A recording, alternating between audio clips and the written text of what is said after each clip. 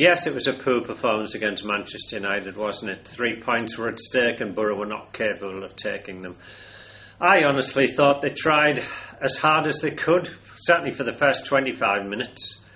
It was anybody's game, and as Southgate had said beforehand, the first goal is going to be so important, and so it proved. As soon as the ball went in the net, as soon as Ryan Giggs took advantage of Boro's indecision, believing they were going to get a free kick when there really wasn't one up for grabs, as soon as the ball went in, that was it.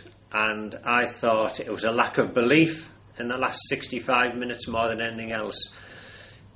Probably Boro ended up chasing shadows. They aren't a team who gets stuck in regardless. They aren't a team who knocks the opposition over. They aren't a team that starts in the first 4 or 5 minutes in a way to sort of try and kick any belief, any footballing ability or whatever out of the opposition. They don't do that. They go out, yes, they tackle, yes, they cover, yes, they run around, and basically they try and play football the same as the top teams do. Occasionally it works. It worked against Liverpool. It didn't work at Arsenal, and we thought it was, as a result of that, then maybe there would be some difference. Maybe there might be a tougher Boro.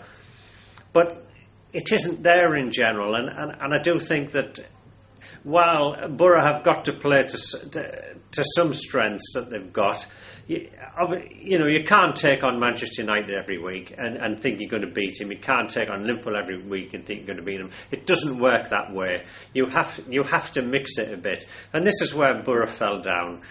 They did need a slightly tougher approach. I probably would have started with a more defensive, more tighter lineup, really to try and stop Man U from creating chances. Because, as we saw, as soon as the first one went in, it was all over for Boro. And I don't prescribe to the theory that they gave up. I don't prescribe to the theory that they stopped fighting. I just think it's like anything. You think, oh dear, here we go again. 65 minutes where we're still going to work, we're still going to try and produce something, but really, you're up against a brick wall, and I think that's basically what happened. But still, it wasn't good enough. You can't get away from that. It should have been better. You hope that Boro can get a little bit of steel, a little bit more of a battling aspect to the side of their game in the last 3 games, but will it happen? I don't know. They may yet have to do it by playing football. Who's to say, if that's the case, that they won't go to Newcastle and stuff them? So that's what it's down to now. I think it's down to the Newcastle game. As Gareth Southgate says, if we go there and win, it's not just the 3 points, it's the momentum that can be gained from going there and beating your northeast rivals and creating some hope for the last 2 games. There's no reason at all why Boro can't stay up if they win at Newcastle. They should have caught up with Hull at that stage. Hopefully Sunderland will only be a point above them. 2 games to go, virtually all in their own hands. I think that Boro will stay up if they win at Newcastle. But it's all ifs, isn't it? We've had so many ifs this season and Boro have failed to produce. But I do think, and I'm convinced, that Boro are a better footballing side than Newcastle. They have more flair, they have more skill, and they are more of a team. We have match winners, potential match winners in Stewie Downing and Tunjai. I mean, those two can cause lots and lots of problems. Yes, we've got to be tight, we've got to be organised, we've got to defend well. We know that Newcastle have dangerous strikers. They've got Martins, they've got Owens, they've got Viduka, who's gradually getting fitter.